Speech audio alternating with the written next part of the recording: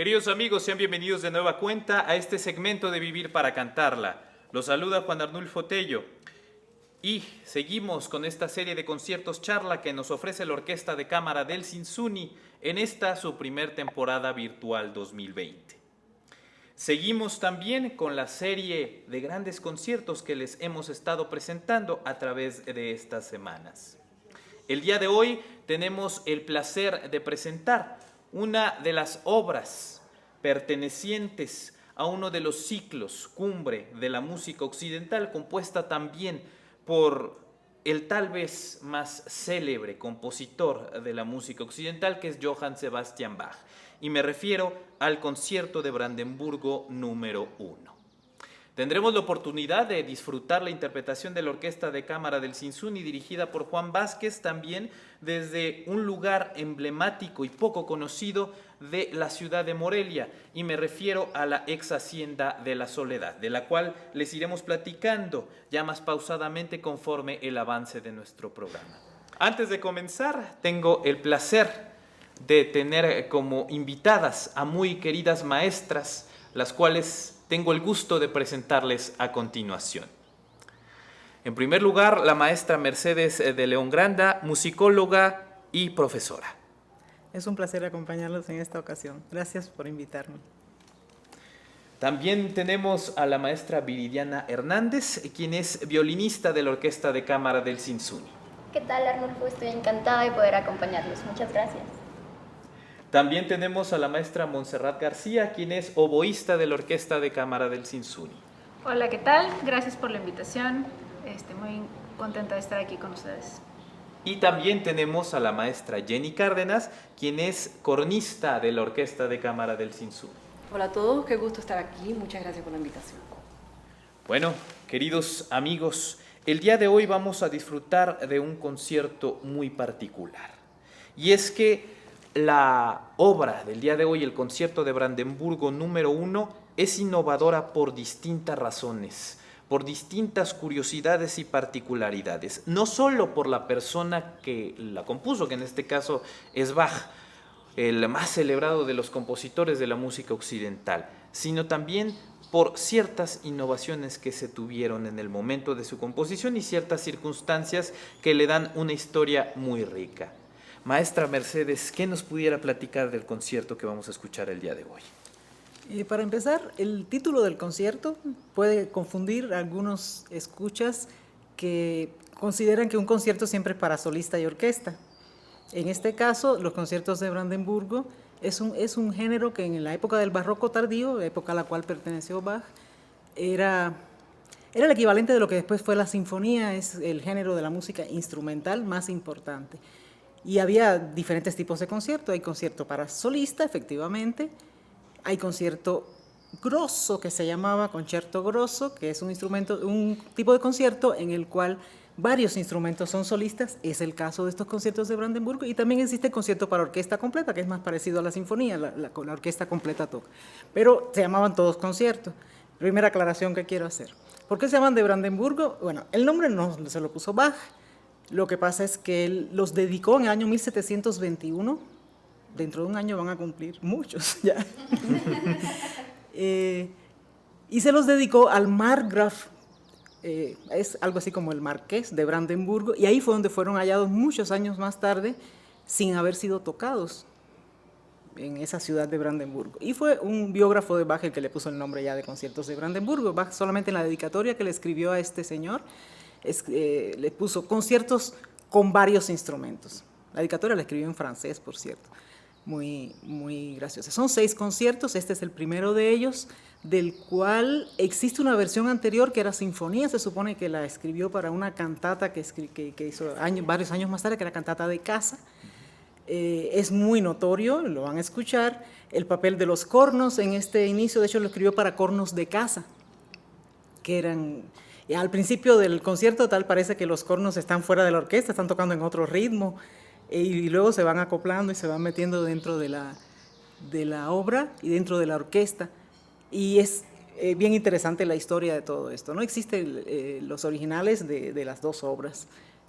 Solamente que el concierto tiene 4 movimientos, es otra de las características curiosas. Los conciertos normalmente tienen solo 3 movimientos, todos los demás conciertos de Brandenburgo tienen 3, y es que Bach a esa sinfonía le agregó, eran 3 movimientos en la sinfonía, le agregó un movimiento que lo convirtió en el tercero, y el tercero de la sinfonía pasó a ser el cuarto de este concierto. Posiblemente sea el único concierto de toda esa época. Estamos hablando de 1721, ya le dije, estamos en el barroco tardío, inicios del siglo XVIII, y posiblemente sea el único concierto de todos que tiene 4 movimientos. Y aquí lo interesante resulta el papel de esos solistas, porque es nuevo. O sea, Bach asimiló mucho todos los estilos, quizás gran parte de la grandeza de Bach se deba a su, bueno, ahora se diría inclusividad. Fue muy inclusivo. Bach era alemán, tenía una formación totalmente alemana, pero a lo largo de su carrera estuvo estudiando de manera autodidacta el estilo francés, el estilo italiano, copió las obras de compositores, se nutrió de todos los estilos y alcanzó entonces a superar todo lo que se había escrito. En este caso, con los conciertos de Brandenburgo y particularmente con este primero que se va a escuchar hoy, hace cosas fantásticas. Los concerti grossi eran normalmente para 2, 3, 4 solistas, y esos solistas tocaban en bloque todo el concierto, juntitos. Bach aquí usa muchos solistas. De hecho, las otras invitadas del día de hoy son de esos solistas que tocan en el concierto. Hay muchos solistas y se van intercambiando de maneras diferentes. Tocan solos, como si fuera un concierto para instrumento solo, o tocan a dúos, o tocan en tríos. Lo van a escuchar, no les voy a narrar cómo es para que se sientan sorprendidos, pero presten atención a cómo varía la tímbrica de la orquesta. Se podría decir, y es una cosa muy rara en esa época, que Bach experimentaba con los timbres orquestales, con los timbres de los instrumentos. Es fantástico. Y es novedoso, no existe otro concierto que no sean estos 6, que además cada uno de los 6 conciertos de Brandenburgo está escrito para combinaciones diferentes de instrumentos. Cada concertino, que es como se llamaba el grupo de instrumentos solistas, está formado por instrumentos diferentes. Y en este concierto en particular, en cada uno de los 4 movimientos, se agrupan de distintas maneras y se van turnando el papel de solistas. Es única la oportunidad que tenemos. Y están escritos para una buena orquesta, evidentemente, que Bach conoció en su tiempo y con la que trabajaba posiblemente. Y ahora también tenemos la posibilidad de escuchar la interpretación en una buena orquesta, con unos buenos solistas que se lucen en este caso. También me gustaría agregar que en el caso de los conciertos estos a solo, cuando el compositor disponía de una buena orquesta y de buenos solistas, era grato para él escribirles partes difíciles para que se lucieran, y a los patrones, que eran siempre príncipes, eran músicos trabajaban para la aristocracia, pues a los patrones también les gustaba presumirle a sus invitados sus músicos bien formados y con grandes posibilidades de lucirse. Y hoy en día también al público le encanta ver esto, y lo vamos a tener la oportunidad de hacerlo hoy con muchos solistas, no con uno solo, con muchos solistas, que me es grato verlos aquí de cerca en esta ocasión. Retomando ese tema que usted dice de los solistas, maestra, bueno, hemos venido hablando, queridos amigos, en los distintos programas que les hemos estado presentando como parte de este cierre ya de temporada que nos acercamos a él, que en estos conciertos que hemos disfrutado y que vamos a disfrutar de la orquesta de cámara, en varios de ellos tenemos solistas interpretando. Y esos solistas, lo que hay que destacar es que son parte de nuestra misma orquesta de cámara, son parte del talento que nos está formando. Quiero preguntarles a nuestras 3 solistas del día de hoy, ya dirán ustedes quién me quiere responder primero, ¿qué representa para ustedes la experiencia de haber interpretado cada uno de estos solos de este concierto de Brandenburgo en primer lugar, y en segundo, retomando también lo que dice la maestra Mercedes de todo lo que implica Johann Sebastian Bach? ¿Qué significa este compositor para ustedes como instrumentistas en su especialidad? Si me permiten.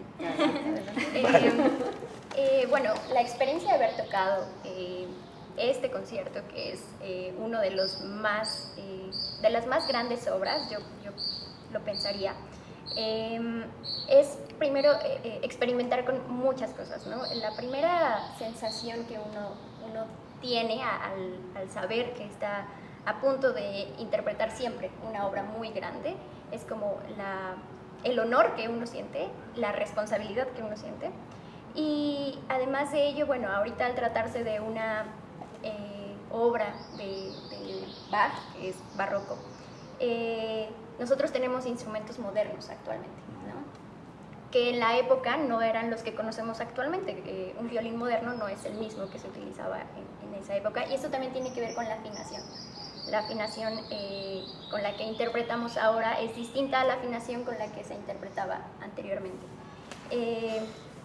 Bueno, eso por un lado, y en general Bach para el violín siempre es un exponente grandísimo, porque las obras para violín solo que él compuso específicamente, también sonatas para violín y piano, pero en este caso para violín solo, son pilares en la ejecución y en el conocimiento del instrumento, ¿no? Son obras base para cualquier violinista, ¿no? Cualquier violinista, todos tenemos que conocerlas, y son pilares, ¿no? Fueron pilares que dieron paso a nuevas obras posteriores, ¿no? Y bueno, por un lado esa sensación, y por otro, pues feliz de haber hecho música de cámara con las maestras, con toda la orquesta. Y por ejemplo el segundo movimiento, que es un diálogo contrapuntístico pero de música de cámara con la orquesta y con el oboe, el segundo movimiento, que son solos de un canto muy largo todo el tiempo pero en constante diálogo. Entonces el instrumento juega un papel solista pero a la vez de músico de cámara, ¿no? Como en todo el concierto, pero en el segundo movimiento es muy evidente.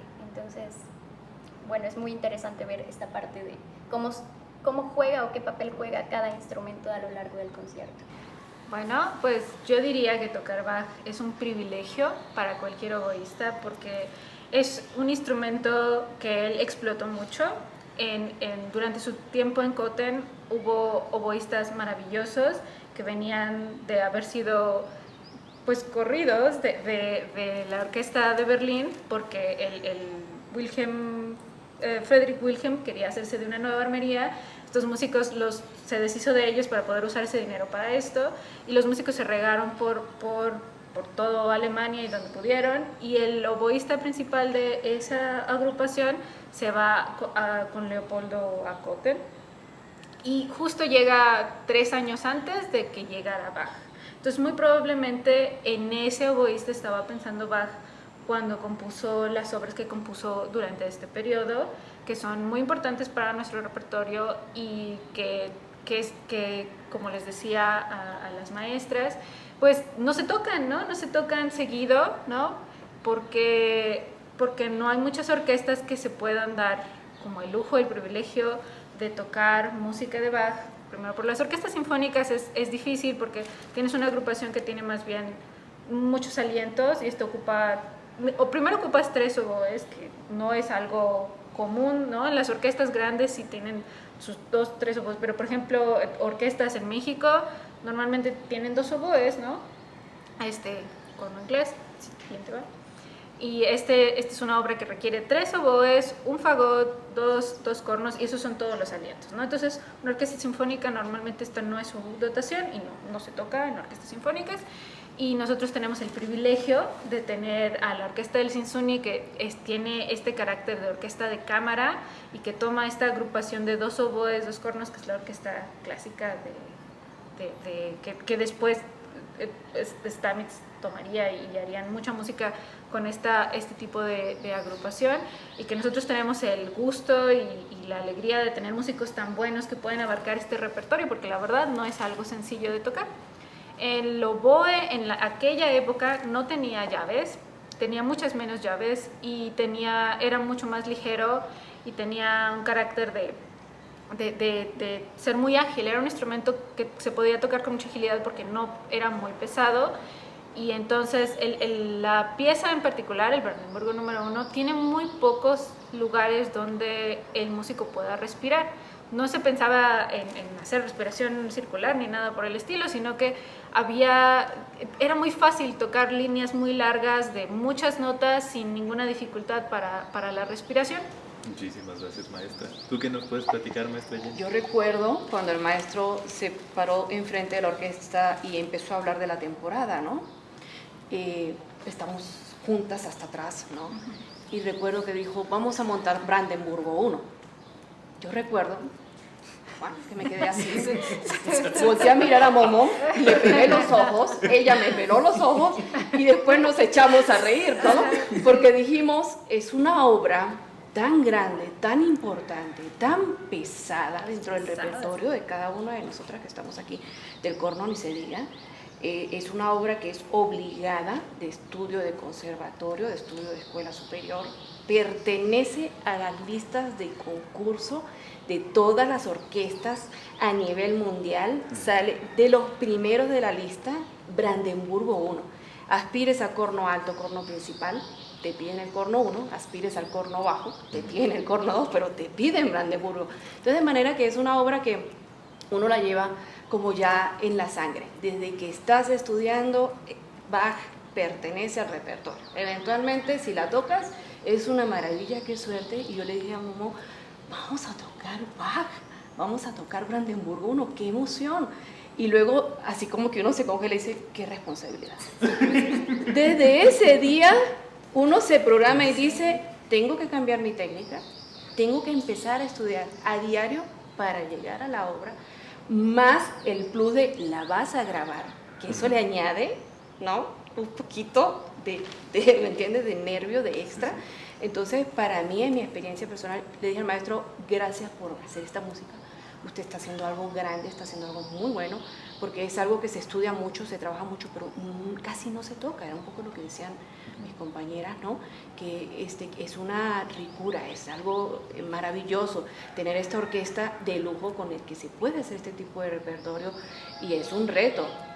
Porque aparte, la semana anterior veníamos a hacer una obra de estreno del maestro, estamos hablando de algo de rango también, que eventualmente pues el público también lo escuchará, pero fue como nos ayudó mucho porque fue como la catapulta, ¿no? Para abordar el Brandenburgo.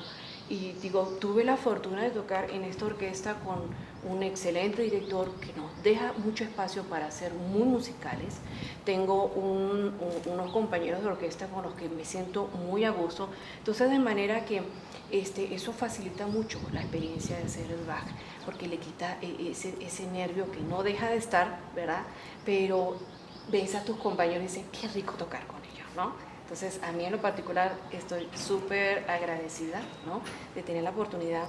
Es primera vez que grabo Brandenburgo, honestamente, porque te digo, es una obra tan difícil que pocos se animan a montarla. Y qué maravilla que se está haciendo aquí en Morelia, qué bueno que sí se logró llegar a término, y ojalá, como decían, ¿no? Siga haciendo más música de este calibre, porque la verdad está maravilloso tocar. Muchísimas gracias, maestra.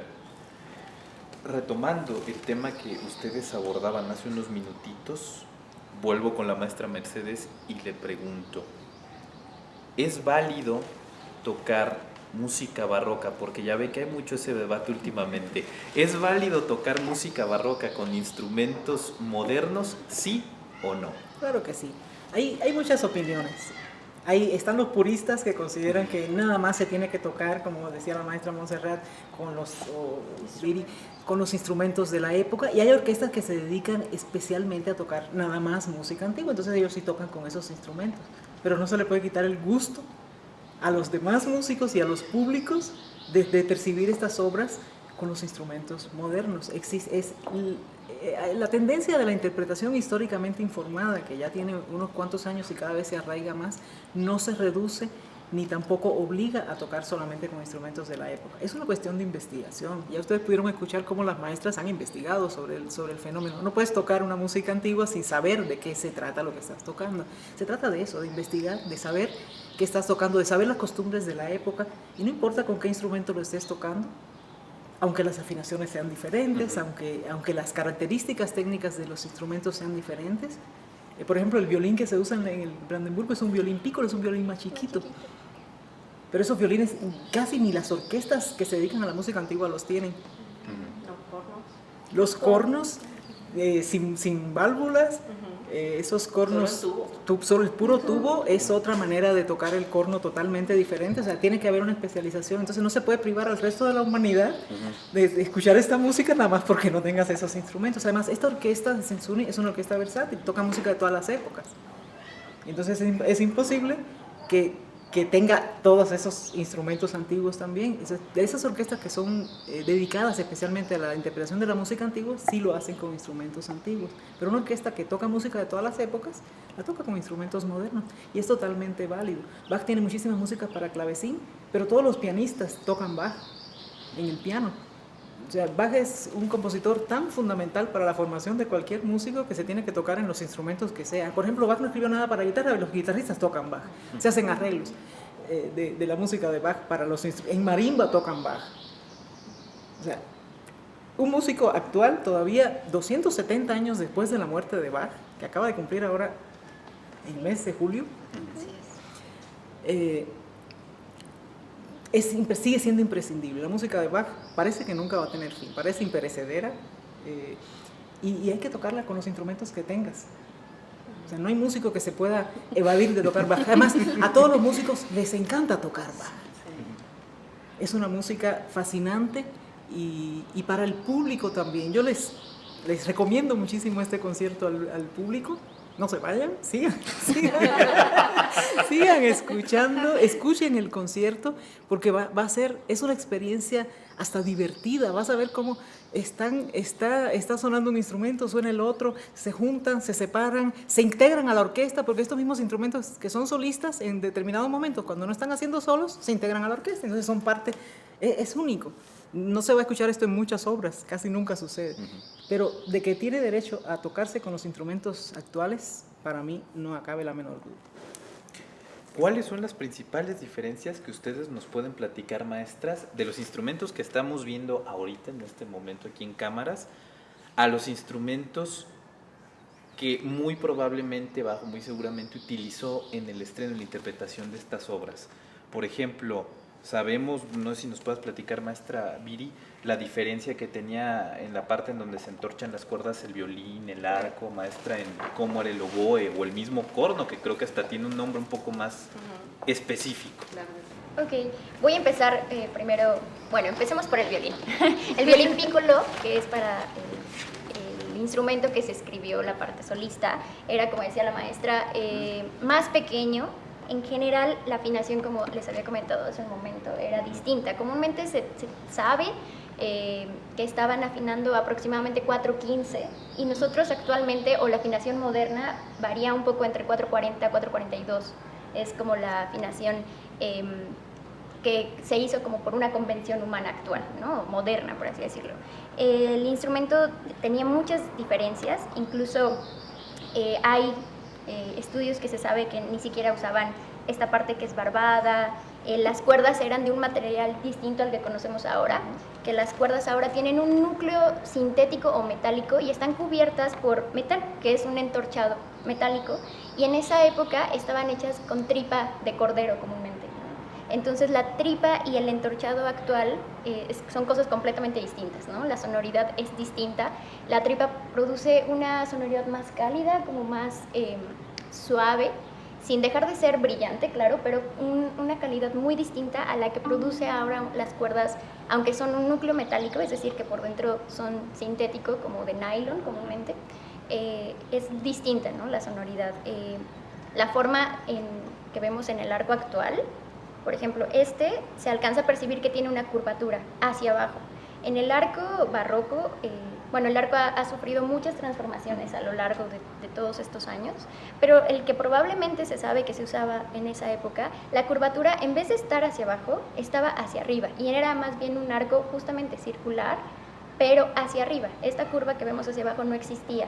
El talón también sufrió muchas modificaciones, no había un talón, era más bien como una empuñadura, por así decirlo, pero no estaba esta parte, no había un tornillo, que es este que vemos aquí, y la sonoridad por lo mismo era un arco más como de más canto, o sea, el arco mismo permitía cantar más que con un arco actual, o sea, ahora el actual produce una sonoridad distinta. No significa que uno sea mejor o peor, eso no tiene nada que ver, simplemente eran circunstancias que por la época se buscaba para lo que se escribía en ese momento, ¿no? Entonces el arco era funcional, el arco barroco era funcional para la época en la que existió, y ahora el arco de ahora no sé, es funcional para la actualidad, ¿no?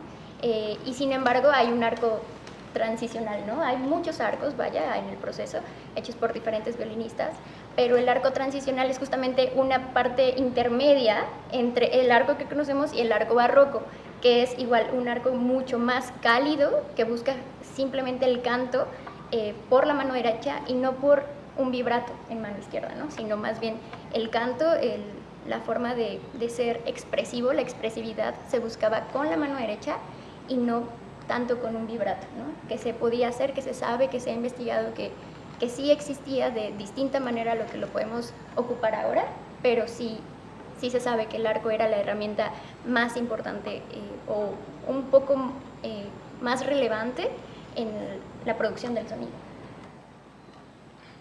Muchas gracias, maestra. Bueno, yo un poco ya conté el oboe barroco, ¿no? Esto es barroco tardío, entonces había ya en el oboe una experimentación con más llaves, ¿no? También hay que decir que muchos de los oboístas eran además constructores y no había un estándar, ¿sí? Había instrumentos que tenían los hoyos para poner los dedos más pequeños o más grandes, que tenían el bore, pues la parte de adentro más ancha, o tenían más, ¿cómo se dice? Eran más delgados, era más cónico o un poco menos, y había mucha experimentación en esa época, justo antes de que se creara el oboe clásico, y es un tiempo en el que había una proliferación enorme de instrumentos y de oboístas, y justo en estos 1720 Telemann estaba componiendo conciertos para oboe, Vivaldi estaba componiendo conciertos para oboe, Händel todo el mundo estaba componiendo cosas para oboe, entonces había muchos oboes y los oboístas se hacían cargo de arreglar sus instrumentos y de hacer sus cañas. Ok, de cornos sí hay mucha historia. Esto es un corno moderno. Esta figura la tomó el corno a partir de 1800 en adelante, pero para la época en que Bach escribe el Brandenburgo I, pues teníamos un corno casi no evolucionado, ¿no? Era un instrumento que básicamente tenía su boquilla, tenía vuelta simple y salida a pabellón. Muchas cosas variaron desde entonces, inclusive la posición. Recordemos que la función del corno era corno de caza, no era corno francés o corno como lo conocemos actualmente, era el corno que venía del campo de estos rituales o estos eventos de cacería burgués, ¿no?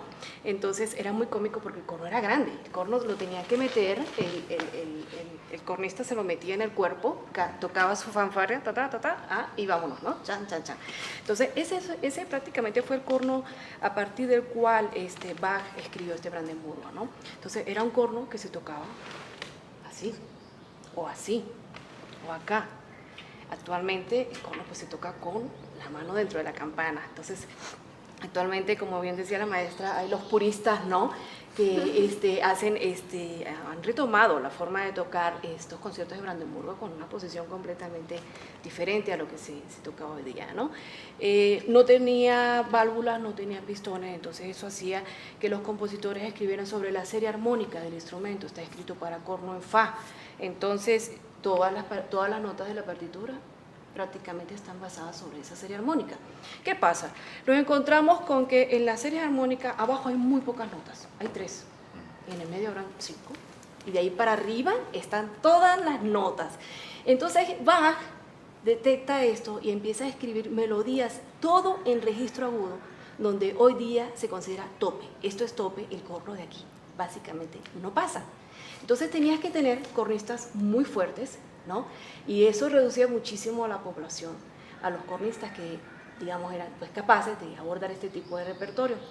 Entonces, una de las características de los ejecutantes de corno barroco es eso, que tenía que ser gente muy fuerte y que todas las melodías, si revisamos el repertorio barroco del corno, pues todas las melodías están allá arriba, precisamente que es el lugar del registro del instrumento, pues donde hay más notas, ¿no? Entonces, de manera que eso es lo que tomó Bach para escribir este concierto de Brandenburgo. Y como bien decía la maestra, cuando comienza los primeros compases de la obra, parece como un choque de dos ideas musicales. Tienes los cornos con estos temas de cacería que también se reflejan en el trío, en el último movimiento, donde evocan todos estos motivos de caza, ¿no? Pero también, como bien decía las nuevas investigaciones, al incorporar Bach el corno dentro de estos conciertos, se encuentra con un instrumento que no solamente puede dar la claridad de un instrumento como un clarín, por ejemplo, sino que también es capaz de amalgamar con la suavidad y la sutileza de la madera y de la cuerda. Entonces, él habla del corno como el pomposo, ¿no? Entonces, eso hace que le dé de estos 6 conciertos de Brandenburgo, es el único que lleva 2 cornos, todos los demás pues ya llevan otro tipo de dotación, como decía la maestra anteriormente, ¿no? Entonces, pues, es lo interesante. No fue escrito para este tipo de corno, fue escrito para un corno básico, un tubo fundamentalmente, donde se desprendía una boquilla que bien podía ser de metal o bien podía ser de madera, ¿no? Entonces, son las cosas interesantes y bueno, al aire, campanas al aire, ¿no? Maestra Jenny, una duda que nosotros tenemos después de esta explicación que nos acabas de dar. En esa época nos dices que eran diferentes posiciones en las que se tocaban, pero ¿por qué los cornistas meten la mano en la campana cuando están tocando? Bueno, eso es muy interesante porque, fíjate, pasamos de tener esto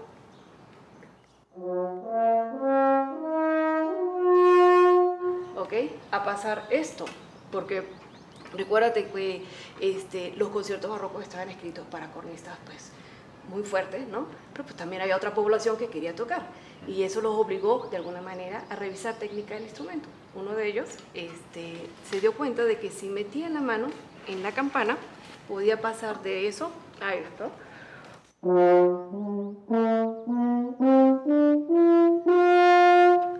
Y entonces ahí eso cayó en oídos de Mozart, Haydn, ¿verdad? Y Beethoven, y allí es donde empezó la época dorada del corno, porque ya tenían pues muchas más posibilidades para componer repertorio más amplio para el corno. Por eso. Muchísimas gracias, maestra. Maestra Mercedes, después de haber visto toda esta evolución que se pudiera llamar de la manera de tocar y la manera en cómo eran los instrumentos de la época de Bach hasta nuestros días, uno puede llegar a pensar que la dificultad por ciertos avances que se hayan tenido, si lo podemos poner entre comillas, pudo ser mayor o pudo ser menor en aquel tiempo. Por ejemplo, tocar un Brandenburgo con esos instrumentos a tocar un Brandenburgo con los instrumentos actuales. Indudablemente, la obra está escrita para los solistas virtuosos que evidentemente estaban en esa orquesta. O sea, no era para cualquier músico tocar estos solos. Las partes son difíciles, pero lo que sí es indudable es que están escritas para esos instrumentos, para las facilidades que tenían esos instrumentos. Y con los instrumentos actuales es más difícil hacerlo, más difícil, o sea, se requiere más virtuosismo. Por eso quizás también sea una de las obras que las orquestas normalmente no tocan, porque tienen músicos de fila ahí que tocan y en una orquesta de cámara se requiere que los músicos sean solistas. Y es la ventaja también que tiene esta orquesta del Sinfónico, que es orquesta y tiene sus solistas que son capaces de hacer esta música de manera fantástica, como van a escuchar. Hay algo que quisiera aclarar de esta interpretación que vamos a escuchar hoy, y es que hablaba Montse de los 3 oboes. En esta versión que se graba con la orquesta del Sinfónico, el segundo oboe está tocado por flauta, cosa que tampoco era rara. Durante todo el siglo XVIII oboes y flautas se intercambiaban. De hecho, los oboístas no solo construían sus propios oboes, sino que también eran flautistas. Ajá, sí. Era algo común, y así que no tiene nada de raro. Conseguir 3 oboístas juntos no es nada fácil. Es un instrumento muy difícil, de mucha demanda por parte de las orquestas. Estudien oboe, niños. Y corno. Esos instrumentos que se estudian poco son difíciles y hay pocos oboístas disponibles como para que tengas 3 en una misma ciudad. Pero era común también en aquellos tiempos tener oboístas que también fueran flautistas y que duplicaran los papeles y que las partes de oboe se pudieran tocar en flauta. Así que no es ningún pecado que en este caso se va a escuchar con flauta una de las partes, no la parte principal, pero sí una de las partes de oboe se van a escuchar en flauta. Yo creo que es indudable que es más difícil tocarlo en estos instrumentos que en aquellos. Los cornos antiguos hacían los agudos más fácil que los graves, los cornos modernos son al revés. Y tienen que tocar esos agudos, no queda de otra. Por eso, como decía maestra Jenny, son partes que están en los concursos para ocupar puestos en las orquestas más importantes, porque y ahí nada más se ponen los solos más difíciles. Si eres capaz de tocar esos solos, entonces vas a ocupar el papel. Si no eres capaz de tocar esos solos, no vas a poder. Y está ahí, es muy difícil.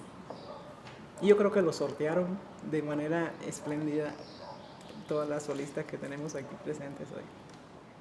Queridos amigos, y es teniendo en cuenta que estamos tocando música antigua, también estamos retomando un lugar con mucha historia que es emblemático y poco conocido de la ciudad de Morelia. Y me refiero a lo que es conocido como la ex Hacienda de la Soledad, o llamada Centro de Bienestar Físico Casona de los Granados. A continuación, y antes de empezar la interpretación del concierto de Brandenburgo número 1 de Johann Sebastian Bach, interpretado por la Orquesta de Cámara del Sinsuni, ¿qué les parece si vamos a una breve presentación de el lugar que engalana el día de hoy nuestro concierto?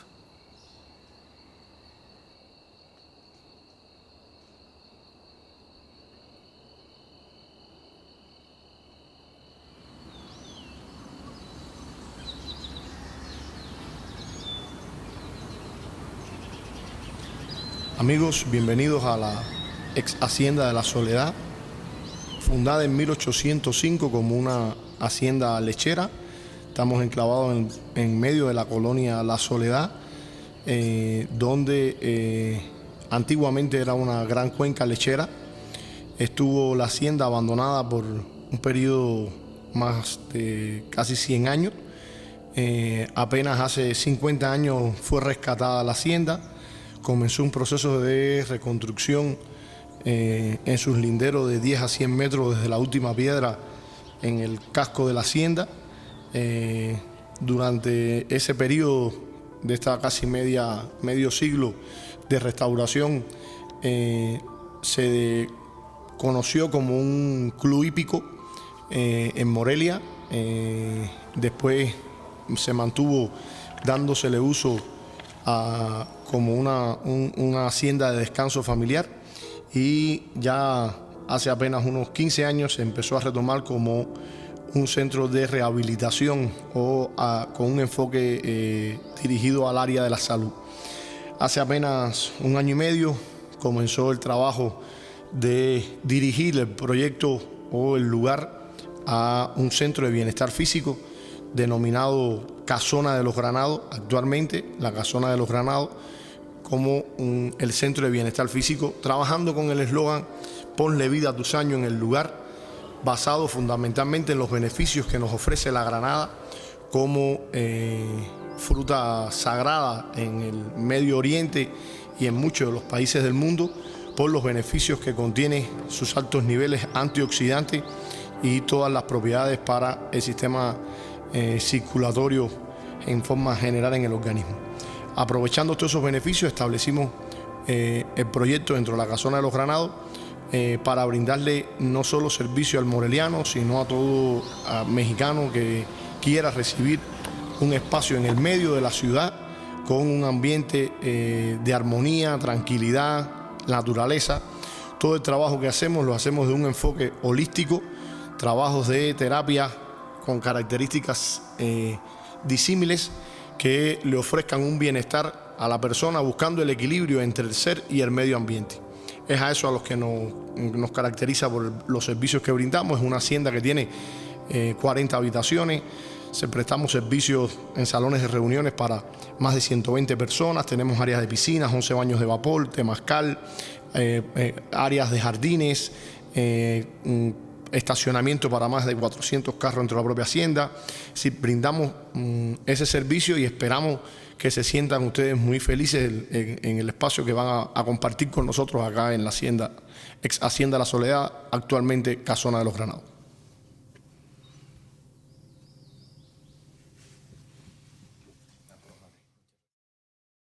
Amigos, después de haber conocido este maravilloso lugar en donde realizamos la grabación del concierto de Brandenburgo número 1 de Bach, le pregunto, maestra, ¿cuántos movimientos componen este concierto?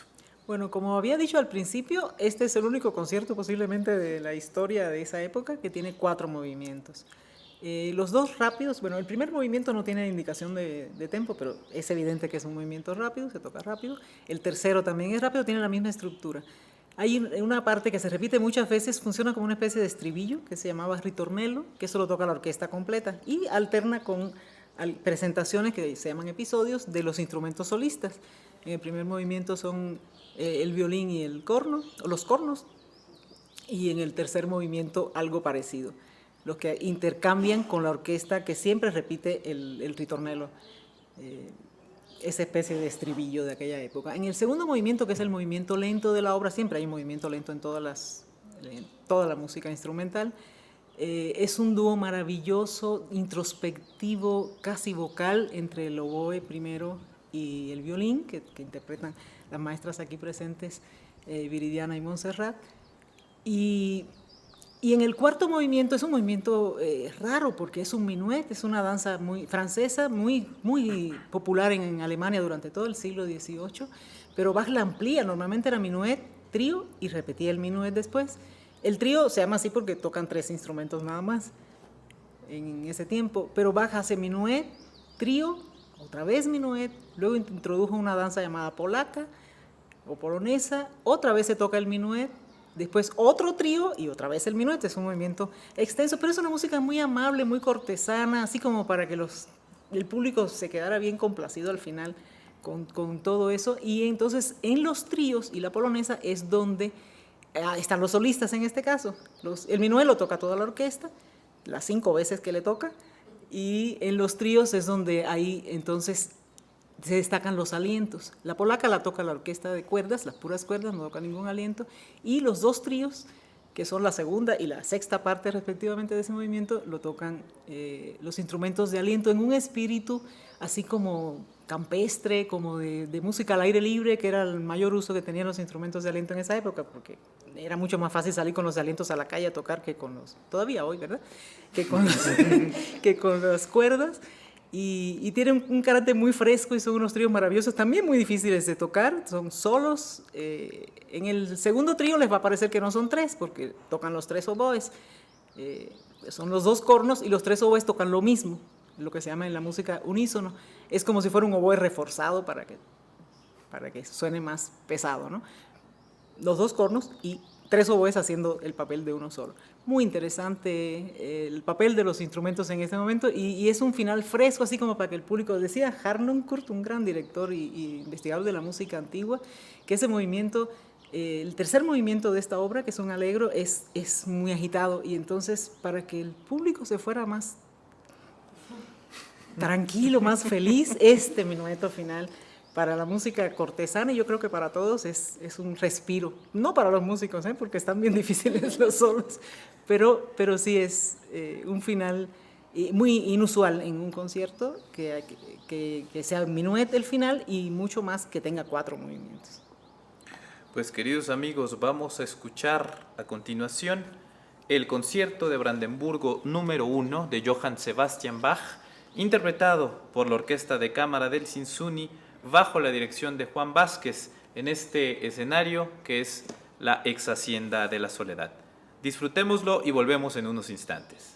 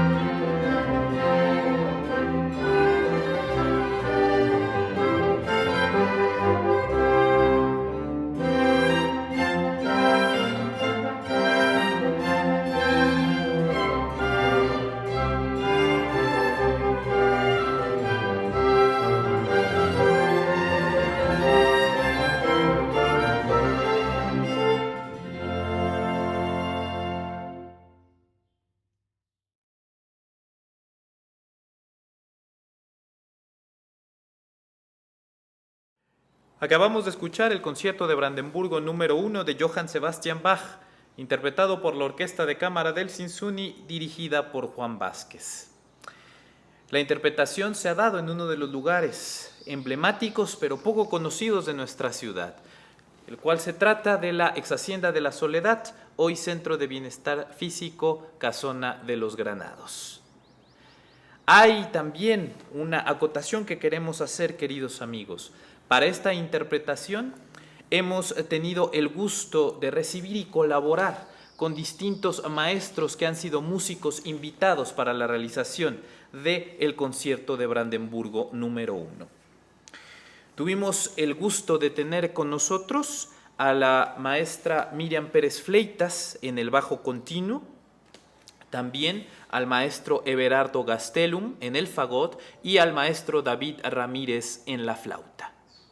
Además, otra parte de los solos la tuvimos el gusto de escuchar con las maestras Jenny Cárdenas en el corno, la maestra Montserrat García en el oboe y la maestra Viridiana Hernández en el violín. Queremos agradecerles que nos hayan acompañado el día de hoy en esta maravillosa interpretación de la Orquesta del Sinfoni. Pero no nos queremos despedir sin antes agradecer a nuestras muy queridas invitadas del día de hoy. Maestra Mercedes, muchísimas gracias por habernos acompañado. Ha sido un placer compartir con ustedes esta velada. Un verdadero placer. Muchísimas gracias, maestra. Maestra Viridiana, muchas gracias. Gracias, estamos muy contentas todas, hablo por todas porque creo que todas estamos tan contentas de estar aquí. Gracias por la invitación y un placer ser parte de esta gran orquesta.